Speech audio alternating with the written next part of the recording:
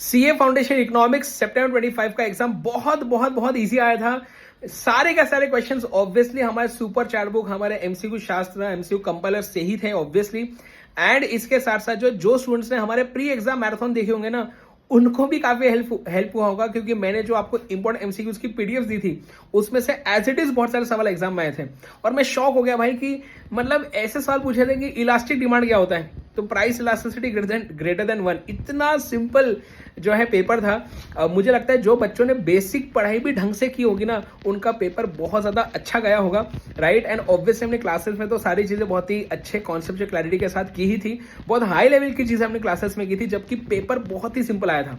तो मैंने इसका जो है ना सॉल्व पीडीएफ दोस्तों मेरे टेलीग्राम चैनल पे डाल दिया है, @CMB सर, आप सर्च कर सकते हैं, जहां पे जो है आपको हमारा सॉल्व आपका एग्जाम का पेपर आपको मिल जाएगा। आप चेक करें आपके आंसर्स की, आप कितने मार्क्स आपको आ सकते हैं। एंड एक एडवाइस है आप सबके लिए कि अगर आपको लगता है कि आप सीए फाउंडेशन में क्लियर नहीं कर पाएंगे, तो प्लीज मेरी आपसे रिक्वेस्ट है कि जल्द से जल्द बेटा अब वापस पढ़ना शुरू कर दो और रिवीजन शुरू कर दो। क्योंकि होगा क्या कि अगर आप क्लियर नहीं कर पाएंगे तो उसके बाद रिजल्ट के बाद जो है अराउंड 2 महीने ही बस बचते हैं एग्जाम्स के लिए, और फिर हमें वो 2 महीने बहुत ही कम लगने लगता है। हमें लगता है कि अभी तक तो मैंने कुछ पढ़ा नहीं और रिजल्ट नेगेटिव आ गया, अब एकदम से पढ़ना पड़ेगा।